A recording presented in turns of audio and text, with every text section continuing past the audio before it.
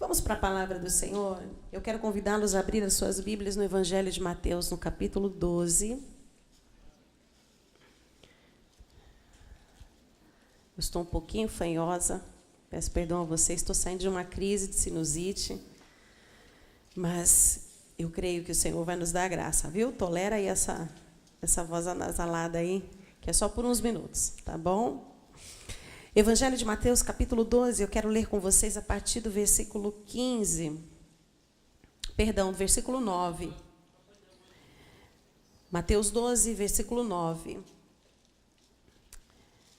Quem encontrou, diga amém. Amém. Então vamos fazer a leitura. Diz assim: Então Jesus foi à sinagoga local, onde viu um homem que tinha uma das mãos deformada. Os fariseus perguntaram a Jesus: a lei permite curar no sábado? Eles esperavam que ele dissesse sim, para que então pudessem acusá-lo. Então Jesus lhes respondeu: se um de vocês tivesse uma ovelha e ela caísse num poço num dia de sábado, não trabalharia para tirá-la de lá? Quanto mais vale uma pessoa que uma ovelha? Sim, a lei permite que se faça o bem no sábado. Em seguida disse ao homem: estenda a mão. Ele a estendeu, e ela foi restaurada e ficou igual à outra. Então os fariseus convocaram uma reunião para tramar um modo de matá-lo. Até aqui, permaneça com a sua Bíblia aberta, porque depois a gente vai fazer a leitura de mais alguns versículos. Mas eu gostaria de orar com você agora, amém? Feche os seus olhos. Vamos agradecer ao Senhor por sua palavra. Pai de amor, de bondade, de misericórdia e de graça, somos a tua igreja e estamos agradecidos a ti pelo privilégio que temos nessa noite de nos reunirmos como família para cultuarmos a ti, para dedicarmos, para ofertarmos este tempo ao Senhor. E somos gratos a ti porque a tua palavra tem se cumprido em nós. Tua palavra nos diz que o Senhor habita em meio aos louvores. E tudo que nós temos feito desde o início dessa reunião é adorar ao Senhor com as nossas canções, adoramos ao Senhor com as nossas ofertas e os nossos dízimos. E agora os nossos corações estão abertos, os nossos ouvidos atentos àquilo que o Senhor tem para compartilhar conosco. Eu sou apenas um instrumento nas tuas mãos, Senhor. E humildemente eu me coloco à tua disposição mais uma vez, para que por meio da minha vida, outras vidas aqui sejam alcançadas, edificadas pelo poder da tua palavra. Se houver algum coração resistente, inquieto por alguma razão, que o teu Espírito Santo venha trazer a paz necessária para que todos nós sejamos edificados pela palavra e que ela possa trazer resultados nas nossas vidas, bênçãos espirituais, para a qual o Senhor tem proposto essa palavra nessa noite. Assim nós oramos e já te agradecemos em nome do Senhor Jesus. Diga amém. Amém. Amém. Queridos, eu amo ler as narrativas do Evangelho, dos Evangelhos, porque, como nós sabemos, a palavra Evangelho significa boas novas ou boas notícias. E muitas vezes a gente passa pelas narrativas dos Evangelhos e às vezes a gente não tem o cuidado de pedir ao Espírito Santo que compartilhe conosco qual é a essência daquela narrativa. O que de fato está sendo dito por trás daquelas letras.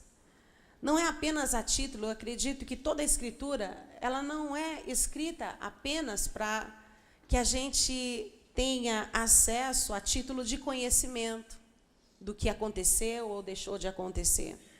Nem tampouco para contar tão somente os feitos de Jesus, ou aquilo que ele disse em suas mensagens pregadas. Mas, na verdade, cada uma dessas narrativas, ela tem um propósito de revelar a nós o propósito da missão de Cristo e a motivação que o impeliu a se comportar como se comportava diante de muitas e inusitadas situações ou circunstâncias. E quando eu estava meditando acerca desse texto, orando ao Senhor, pedindo uma palavra para essa noite em especial, o Espírito Santo de Deus me dirigiu a esse texto. E eu não sei se você já fez a leitura de todo o capítulo 12, e se você já notou que os 3 primeiros textos, as 3 primeiras narrativas deste capítulo, que vai do versículo 1 até o versículo 21, nós observamos que é uma sucessão de eventos, uma sucessão de fatos, eles se complementam, eles se fecham.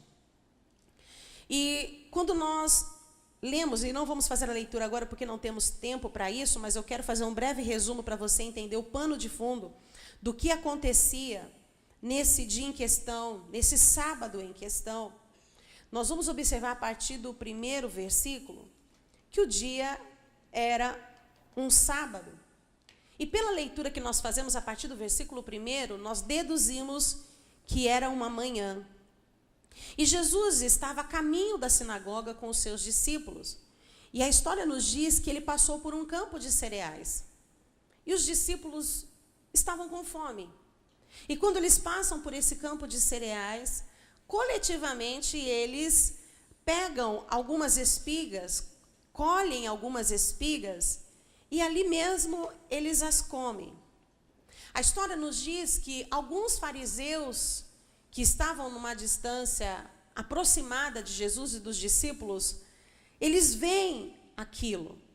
E quando eles veem aquela atitude dos discípulos de tomar as espigas, debulhar as espigas e se alimentar delas, eles começam a questionar o comportamento deles. E então eles vêm até Jesus, eles abordam Jesus, esses fariseus abordam Jesus e protestam, porque na concepção deles, os discípulos haviam desobedecido à lei, porque eles estavam fazendo uma colheita num dia de sábado. Só que a crítica que aqueles fariseus fazem não era uma crítica apenas aos discípulos, mas era especialmente ao seu mestre. Em outras palavras, nós podemos dizer que eles estavam interrogando Jesus da seguinte forma: que tipo de mestre é você? O que é que você tem ensinado a estes homens? Por acaso vocês não sabem que aos sábados não é lícito trabalhar? É uma lei, é uma ordenança tão básica entre o povo judeu. Por que é que você não tem ensinado isso? Por que é que você não reprova o comportamento dos seus discípulos?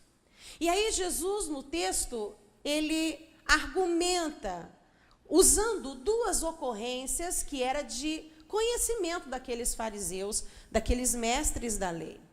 E Jesus olha para eles e diz assim: olha, por acaso vocês não leram nas Escrituras que houve um determinado momento, um determinado dia que Davi e a sua tropa estavam famintos, e passando pela casa de Deus, eles entraram na casa do Senhor e comeram dos pães sagrados, que era permitido apenas os sacerdotes comerem? E outra, por acaso vocês também não sabem que, segundo a lei, aos sacerdotes, na escala de serviço no templo, num dia de sábado, eles são autorizados a trabalhar? E aí Jesus segue dizendo, e eu quero dizer algo a vocês: aqui neste lugar há um que é maior do que o templo. E Jesus estava fazendo uma referência a si mesmo. Se os sacerdotes num dia de sábado podem trabalhar em função do templo, que dirá eu, que sou maior do que o templo? Eu sou o Deus do templo, eu sou o Senhor do templo. Era isso que Jesus estava querendo dizer, porém, os fariseus não entendiam o que Jesus queria dizer com aquelas palavras. O entendimento deles estava cegado para aquilo. E aí então Jesus inocenta os discípulos, dizendo àqueles homens que, se de fato eles conhecessem as Escrituras como equivocadamente eles diziam conhecer, eles entenderiam o que Deus quis dizer com a seguinte frase: eu quero que vocês demonstrem misericórdia e não apenas que me ofereçam sacrifícios. Neste momento, Jesus conclui aquele argumento, aquela palavra de argumentação, afirmando que ele, o Filho do Homem, era Senhor sobre todas as coisas, inclusive sobre o sábado. Diga para quem está perto de você: descansa o teu coração. Diga, porque Deus é Senhor sobre tudo e todos. Jesus é Senhor sobre todas as coisas. E ele estava afirmando isso. O Filho do Homem é Senhor sobre todas as coisas, inclusive sobre o dia do sábado. A conversa se encerra ali. E os fariseus não abrem a boca para retrucar o que Jesus havia dito. E todos seguem para a sinagoga, que é então o texto que nós fizemos a leitura. Quando eles chegam na sinagoga, Jesus se depara com um homem que também foi à sinagoga naquele sábado pela manhã para fazer a sua oferta a Deus. Jesus se depara com um homem que também havia dedicado parte do seu tempo, ou todo o seu tempo daquele sábado, para dedicar ao Senhor e para aprender das Escrituras. E a história não nos dá muito, o narrador não nos dá muitos detalhes de como a coisa aconteceu dentro da sinagoga. Mas o fato é que os fariseus estão de olho em Jesus e eles percebem que Jesus, diante da deficiência daquele homem, Jesus está desconfortável.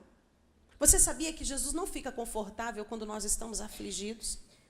Jesus não fica confortável quando nós estamos abatidos. Jesus não fica confortável quando nós estamos enfermos. Jesus estava totalmente desconfortável quando ele está diante deste homem. Porque este homem tinha uma deficiência visível em uma das suas mãos. Era impossível não notar. E aí, então, eu não sei como, mas, por falta de detalhes no texto, mas os fariseus concluíram isso. Nós não sabemos se Jesus abordou o homem, mas vamos imaginar que tenha sido assim. Até porque, em outras ocorrências, em outras histórias, em outros momentos, alguns narradores dão um pouco mais de detalhes. Jesus chegou a bater um papo com algumas pessoas, das quais ele abençoou, das quais ele curou, né? Para se inteirar também da situação. Alguns pais, algumas mães que vieram trazer uma problemática dos seus filhos, Jesus conversava com esses pais. Então vamos imaginar que talvez Jesus tivesse se aproximado do homem, perguntado seu nome, se ele tinha família, onde ele morava, o que ele fazia da vida. Sabe aquelas perguntas que a gente faz quando a gente quer saber de alguma coisa, quando a gente aborda uma pessoa para se inteirar melhor de alguma coisa? A gente faz perguntas como quem não quer nada, mas há um propósito por trás dessas perguntas. Não sei se foi isso que aconteceu nesse dia, talvez tenha sido assim. O fato é que naquele instante fica claro para os fariseus o quanto a deficiência daquele homem incomodou a Jesus. E eles percebem que muito provavelmente Jesus iria ter uma atitude, como ele tinha sempre, de curar aquele homem.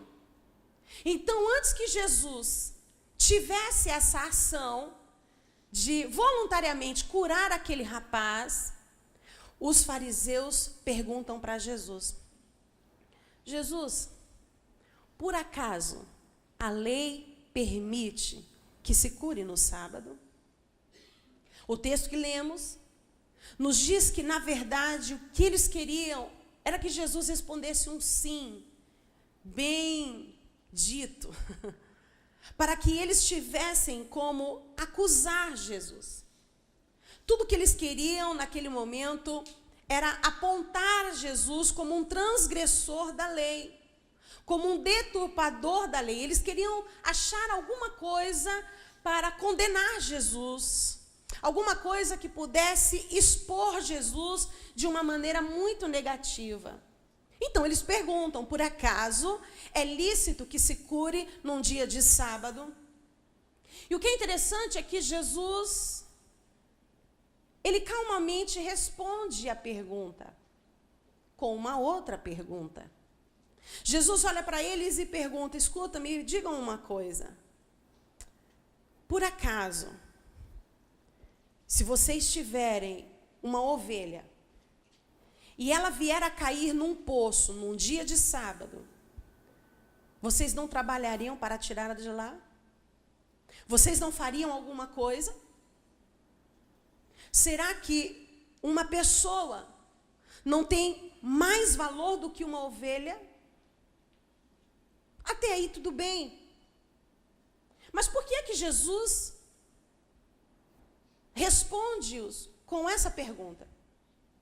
Porque Jesus, ele conhece o coração de todos nós.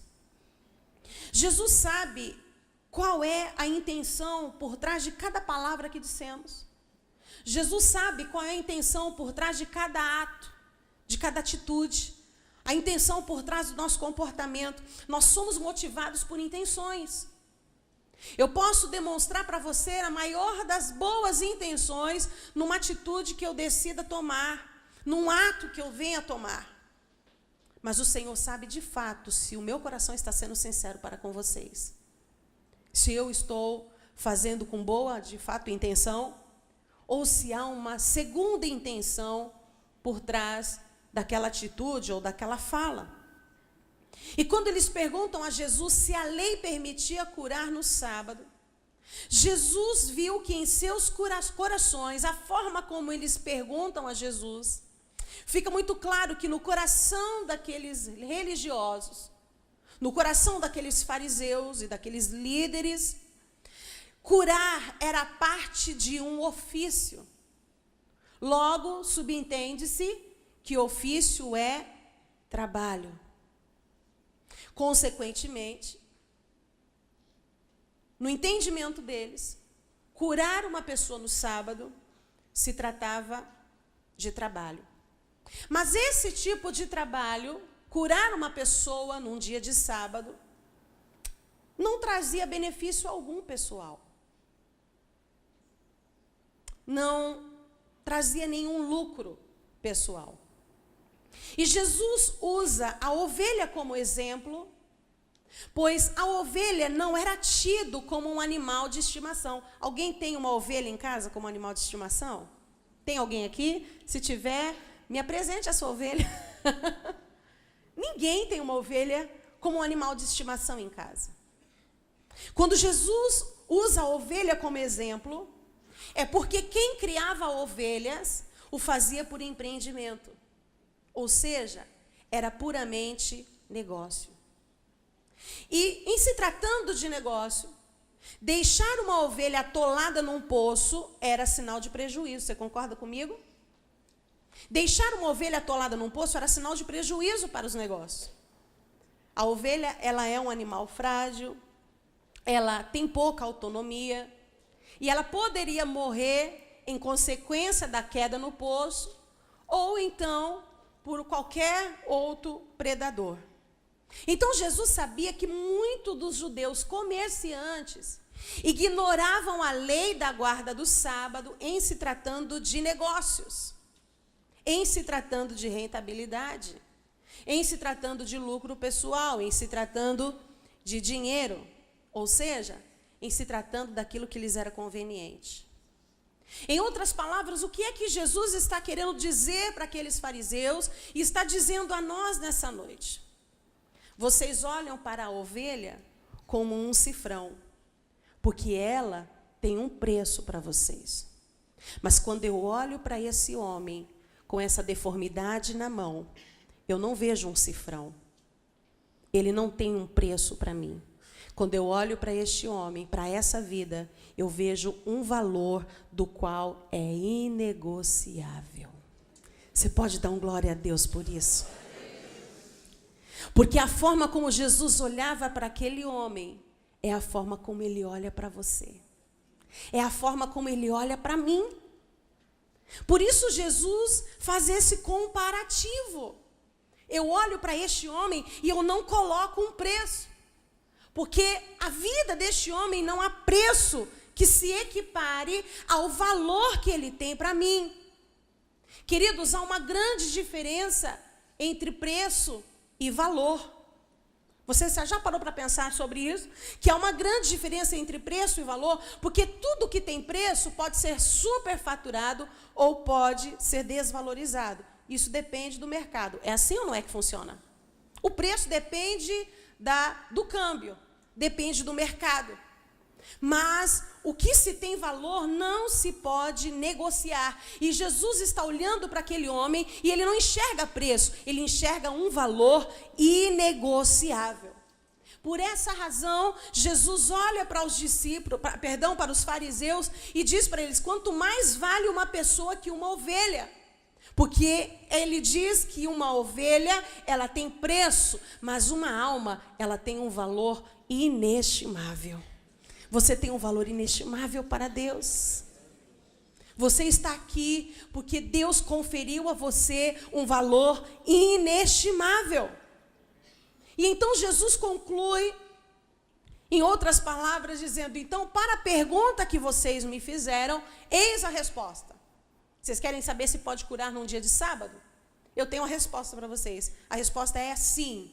A lei permite que se faça o bem no sábado. Espera aí. Talvez naquele momento alguém tenha se perguntado: ei, eu não entendi, eu perdi o fio da meada. Porque a pergunta que foi feita a Jesus foi se podia curar alguém num dia de sábado. E ele está dizendo que sim, que no dia de sábado é lícito que se faça o bem. O que foi que eu perdi? Porque eu não estou entendendo o que ele está querendo dizer com essa resposta. Sabe o que Jesus estava querendo dizer com essa resposta? É que não se tratava de trabalho, se tratava de fazer o bem. Não era essa a questão que estava em pauta. Jesus estava querendo dizer que servir no reino de Deus não deve ser encarado como um negócio. Eu não sei com qual perspectiva você tem servido no reino de Deus. Você tem se proposto a fazer aquilo que você faz, porque nós não fomos chamados para fazer o que fazemos visando status, visando honrarias, visando um lucro pessoal.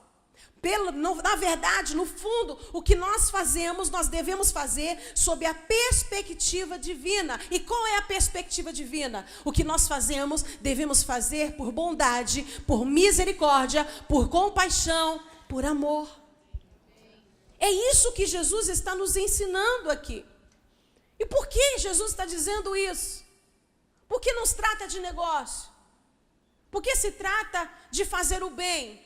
Porque nós temos a resposta no Evangelho de João 3,16. Porque Deus amou o mundo de tal maneira, vamos dizer juntos? Porque Deus amou o mundo de tal maneira que deu seu único Filho para que todo aquele que nele crê, mas tenha... Está aí a resposta. Está aí a resposta. Para Deus o Pai, nunca se tratou de negócio. Para Deus foi puramente uma oferta de amor. Quando Ele envia o seu Filho Jesus, não era para fazer um negócio. Nós não somos frutos ou produto de um negócio de Deus. Nós somos alvo do amor de Deus. Para Jesus, o Filho, nunca se tratou de negócio. Porque para Jesus, o Filho de Deus, sempre foi puramente uma entrega de amor. Ele não negociou com o Pai, ele não negociou com o Espírito, ele não negociou com o inferno. Ele se entregou única e exclusivamente por amor. Não era negócio. Para o Espírito Santo de Deus, a mesma coisa. Esse Espírito que hoje habita em nós, também não se trata de negócio. Para o Espírito Santo de Deus, continua sendo por amor. Ele habita em nós, por amor. Porque se não fosse por amor, Ele jamais faria de nós a sua casa, a sua morada, a sua habitação. Sabe por quê? Porque nós não somos perfeitos. Como que pode, é louco pensar sobre isso, um espírito que é santo habitar em alguém tão cheio de fraquezas, tão cheio de falhas, tão pecador como eu, como nós. Então não se trata de negócio, queridos, é puramente amor. E é isso que Jesus está querendo dizer para aqueles fariseus, que aquele rapaz a quem eles estavam querendo impedir que fosse liberto naquela manhã de sábado, ele era, naquele dia, alvo da misericórdia, da compaixão, da bondade e do amor de Deus. Eu não sei se você consegue se alegrar com isso, mas o mesmo tratamento que aquele rapaz recebeu naquela manhã de sábado é o tratamento que nós recebemos de Deus nessa noite, numa segunda-feira de carnaval. Nós somos tão igualmente alvos do amor de Deus como aquele rapaz. Então fica agora muito fácil a gente compreender o que Deus quis dizer com não estou interessado em seus sacrifícios. Eu quero que vocês demonstrem misericórdia. O que Deus estava querendo dizer com isso nas suas escrituras? Nos registros da palavra. É que quando eu faço o que eu faço, motivado por cumprir tabela, quando eu faço o que faço somente para bater cartão, porque o pastor está vendo, porque eu vou ser cobrado pela minha liderança, ou por qualquer outra razão que esteja coligado a isso, o que acontece? Ele se torna penoso aquilo que eu estou fazendo. Ai, hoje tem culto. Vamos lá, eu vou ter que trabalhar na multimídia hoje, eu tenho que estar lá, porque não tem outra pessoa, estou na escala, então eu tenho que ir. Ai, tanta gente viajando nesse carnaval, fazendo tantas coisas, mas eu estou na escala para ficar na recepção da igreja. Ah, mas eu estou na escala para trabalhar com o ministério infantil. Ah, mas hoje eu queria estar em outro lugar, eu queria estar fazendo outras coisas, eu queria ter uma vida comum. Quando nós fazemos o que fazemos com essa mentalidade, aí sim, de fato, não passa de trabalho, não passa de negócio. Por isso se torna tão pesado, por isso se torna tão trabalhoso. E isso nos leva a tratar as pessoas, sabe como? Com frieza e com indiferença. Gente, aqueles mestres da lei, aqueles fariseus, eles tinham a pessoa de Jesus, que era o único naquele lugar e naquele tempo, capaz de resolver o problema de um membro da sinagoga. Não era para eles estarem felizes com isso. Não era para eles, pelo contrário, ter intermediado isso. Jesus, que bom que o Senhor está aqui nessa manhã, porque veja só, nós temos um amigo, um irmão tão querido aqui da nossa sinagoga, olha só a situação que ele está, o Senhor pode dar um jeito nessa situação, o Senhor pode libertá-lo desse mal, o Senhor pode trazer cura sobre ele, porque a gente já viu o Senhor fazer tantos outros milagres, seria tão bom se o nosso irmão saísse daqui abençoado. Mas foi isso que aconteceu? Não. Por quê? Porque quando nós tratamos das coisas de Deus com esse coração, batendo cartão, cumprindo tabela, como se fosse só meramente um trabalho, isso deixa de ser um serviço de fato prestado como oferta a Deus. E a gente começa a tratar as pessoas com indiferença. Chegou doente? Pode sair doente, não tem problema, volta para casa doente. O importante é que eu estou bem. Lá em casa está tudo bem. Está com problema no casamento? Ah, mas é assim mesmo, a vida, os dias são maus, né? E não deu certo, separa. Tenta de novo outra sorte com outra pessoa, vai ser feliz de outro jeito. A gente se torna frios, a gente se torna indiferentes. Quando, na verdade, quando eu faço o que faço motivado por misericórdia, motivado pela bondade, pela compaixão e pelo amor de Deus, que eu permito aflorar no meu coração, sabe o que acontece? Milagres começam a acontecer em toda parte. Onde eu estou, milagres acontecem. Porque eu sou um agente de milagres onde eu estou estabelecido. Você consegue compreender a beleza disso? Milagres começam a acontecer em toda parte. Jesus não fazia esforço para curar as pessoas. Ele simplesmente as amava. Eu acho lindo em algumas narrativas dos evangelhos, quando o narrador começa dizendo, e Jesus, movido de íntima compaixão, tocou o cego. E Jesus, movido de íntima compaixão, abraçou aquela viúva que tinha acabado de perder o seu filho, a mãe do menino lá de Naim. É a compaixão que cura, é o amor que liberta, é o amor que transforma as pessoas, é o amor que restaura relações, é o amor que reconcilia pais e filhos, é o amor que faz o mundo mudar, é o amor. Pergunta aí para o teu irmão, como anda o amor de Deus no teu coração? Como anda? Fala aí, tem amor suficiente para curar alguém hoje? Tem? Pergunta, tem amor suficiente para ajudar um casal a se reconciliar hoje? Tem ou não tem? Tem amor suficiente para trazer esperança ao coração de uma mãe que neste momento talvez esteja sentada do teu lado com o coração a milhão, porque o filho saiu na sexta-feira, ela não sabe nem onde está, como está, o que está fazendo nesse feriado de carnaval. Será que nós temos amor suficiente para isso? Porque quando não há amor suficiente, eu olho e falo, mas lá em casa está tudo bem. Eu sei onde estão meus filhos. Exatamente agora eu sei onde estão os meus filhos. Um está no interior, tocando com o cantor Clau, que vocês conhecem, amigo também dessa casa. E os outros estão numa conferência que nós estamos tendo na nossa igreja, lá em São Paulo. Então eu estou aqui tranquila. Essa não é a minha realidade. Eu sei onde eles estão, o que estão fazendo, com quem estão. Mas há mães aqui que não sabem onde os filhos estão agora.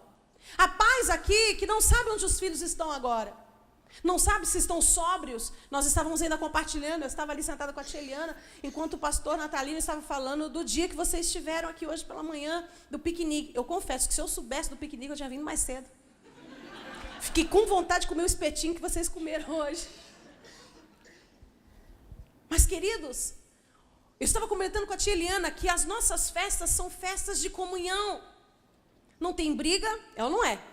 Estamos todos lúcidos, estamos sóbrios, não precisamos da ajuda do álcool, não precisamos de drogas, não precisamos de orgias para nos alegrar, porque a nossa alegria, ela vem do céu, é uma alegria gerada pelo Espírito Santo de Deus.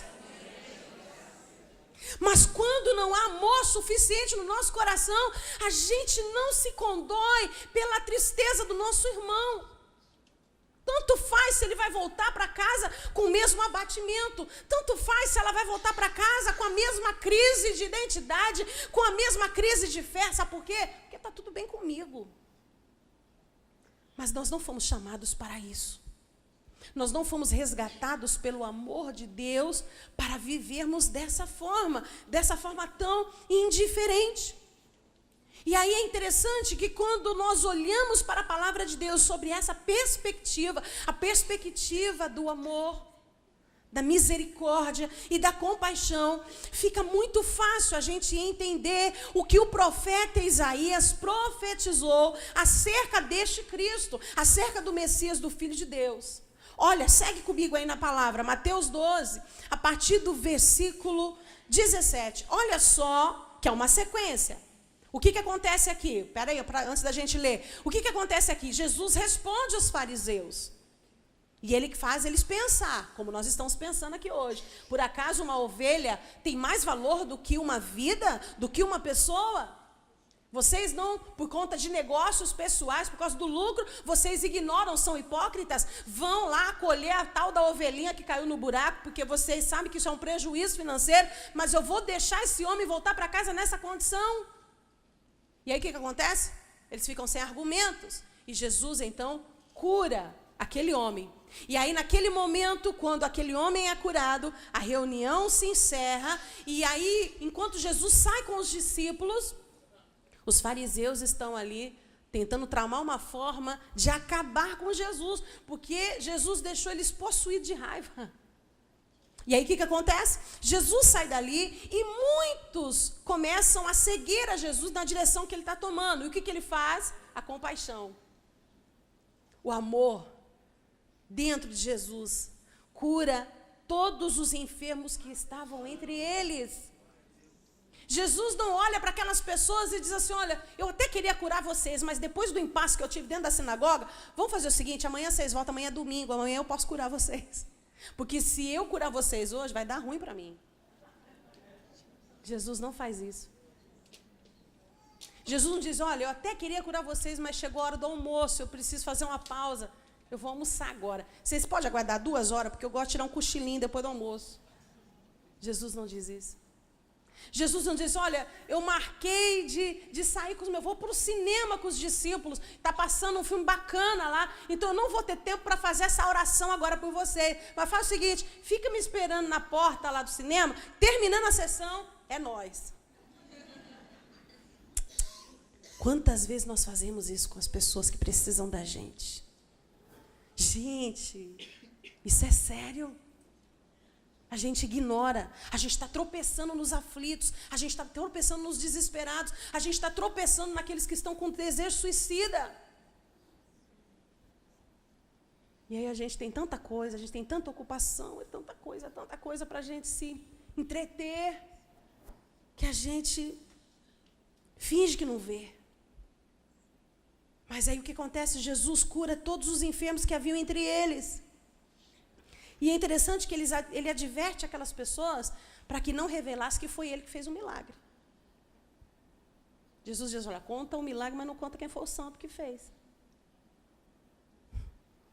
E aí, o texto, no versículo 17, agora nós lemos, diz o seguinte: cumpriu-se assim a profecia de Isaías a seu respeito. Olha que coisa linda essa palavra profética acerca do que eles estavam vivendo naqueles dias. Vejam o meu servo, aquele que escolhi. Ele é meu amado. Nele eu tenho grande alegria. Porei sobre ele o meu espírito, e ele proclamará justiça às nações. Não é só a Israel, é às nações. Isso incluía você e eu. Essa profecia do profeta Isaías, Deus já via você e eu. Você pode dar um glória a Deus? Olha que lindo, versículo 19. Ele não lutará nem gritará, nem levantará a voz em público. Não esmagará a cana quebrada, nem apagará a chama que já está fraca. Por fim, ele fará que a justiça seja vitoriosa. E o mais lindo de tudo para mim, para fechar aqui. E o seu nome será a esperança de todo o mundo. Será que nós podemos aplaudir a Jesus neste momento por isso? O seu nome será a esperança de todo o mundo. Coisa linda!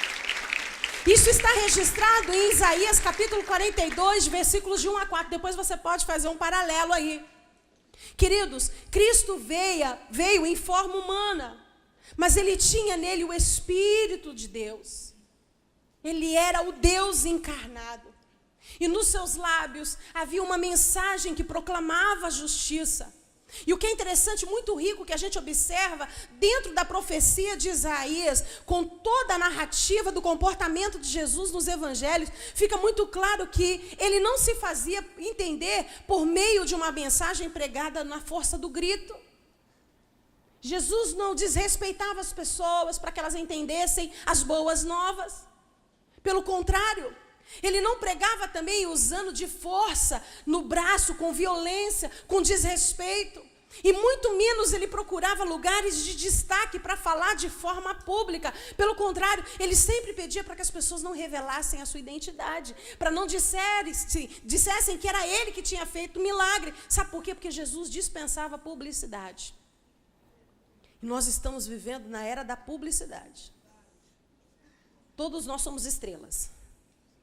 Todos nós queremos os nossos 5 minutos de glória. Tudo que a gente vai fazer tem que mostrar na selfie. Tem que fazer uma live. Vou fazer uma live do meu momento de evangelismo. Porque hoje eu vou evangelizar. E é importante que as pessoas vejam que eu estou evangelizando. Eu vou fazer uma live lá no trânsito, quando eu estiver dando um dinheirinho lá para o flanelinha. Porque é importante que as pessoas saibam que eu estou ajudando o flanelinha. Jesus, ele dispensava a publicidade. E a profecia fala a questão da cana quebrada e da chama fraca. Sabe o que é isso? É um simbolismo do estado espiritual que Israel se encontrava naquele período dos dias de Jesus. A história nos diz que os judeus, naquele período, viviam uma opressão política social muito grande. Eles estavam oprimidos pelo governo romano, lembram-se disso? Mas não era só esse tipo de opressão que eles estavam subjugados. Especialmente uma opressão religiosa estava sobre eles. Eles estavam literalmente quebrados, morrendo por causa da hipocrisia e do sistema opressor religioso. Essa era a condição deles. Por quê? Porque a lei não era usada com misericórdia. A lei, ela era aplicada com rigor. Não havia misericórdia, não havia compaixão, não havia coerência na aplicação da lei, no ensino da lei, com aquele coração amoroso de Deus. Então Jesus vem para estabelecer o reino do Pai, que é totalmente diferente da forma como a gente quer estabelecer o reino. Porque a gente quer estabelecer o reino de Deus a contrassenso, a gente quer estabelecer o reino de Deus aqui da forma que mais é conveniente a nós, e às vezes usando até de hipocrisia para fazer isso. Mas Jesus não, ele vem para mudar todas as coisas, e a profecia diz que Cristo faria com que a justiça vencesse e que o seu nome seria a esperança de todo o mundo. Então isso é muito lindo, porque ele não é esperança só para você e eu, ele é esperança para todos. Jesus é esperança para todos. Então o que é que Deus está querendo nos dizer nessa noite? Leve esperança para os teus vizinhos. Leve esperança para os teus amigos. Leve esperança para os teus colegas de trabalho. Leve esperança para os teus amigos de faculdade. Leve esperança para aquela turminha que você joga futebol num dia determinado da semana. Leve esperança onde quer que você esteja, nos mais diversos ambientes que Deus te levar. Sabe por quê?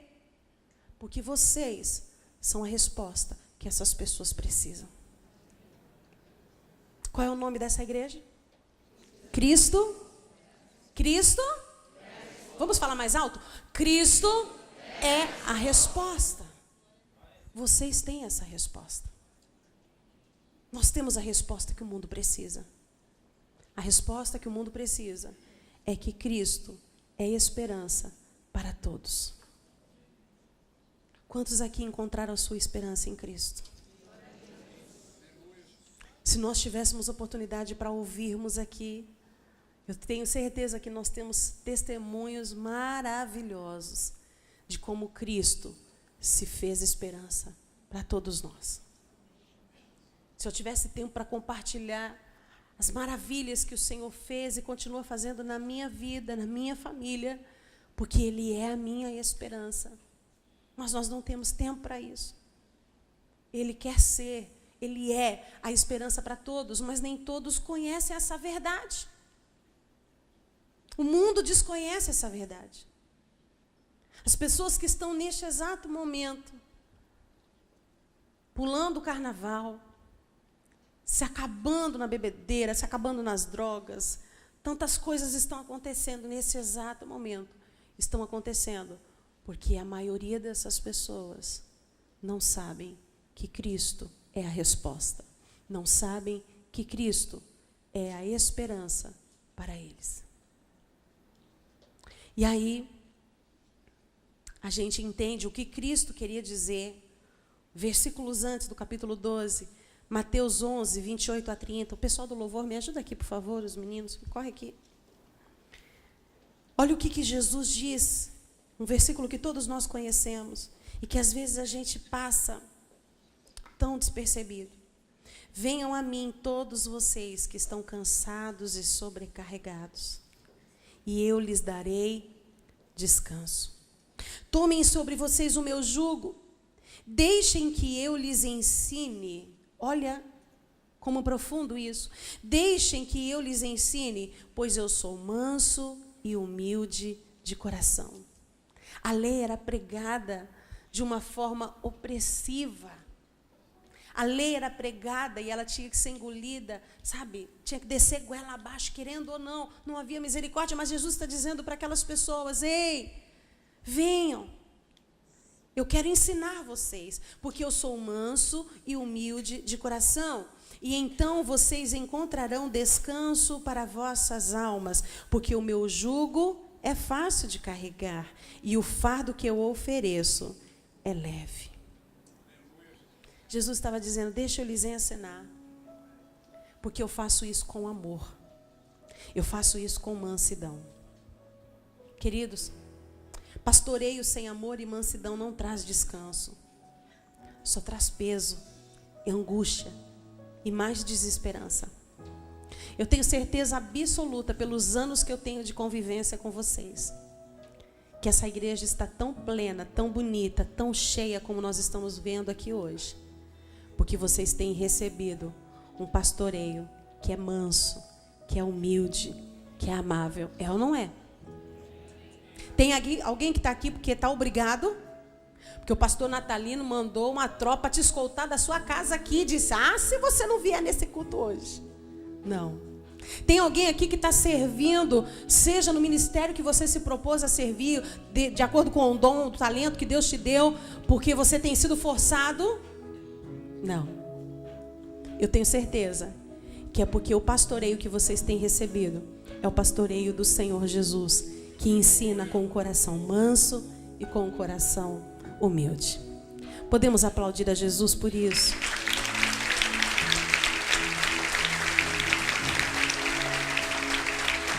Podemos ficar de pé e agradecer a Deus juntos por isso? Nós somos alvo do amor de Deus. Lembre-se disso. Quando Deus olha para você, Ele não vê um preço. Você não tem um preço que defasa de acordo com o mercado. Você tem um valor inestimável. O valor que foi dado pelo teu resgate é o valor do sangue de Jesus. Amém? Vamos cantar essa canção.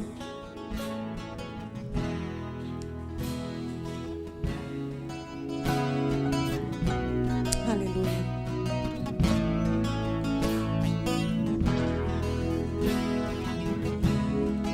Antes de eu falar, tu pensavas sobre mim.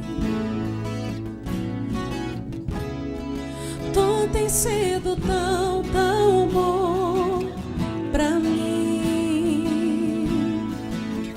Cante isso com a alma. Antes de eu respirar, sopraste tua vida em mim. Porque tu tens sido tão, tão bom pra mim. Oh, impressionante, infinito e ousado.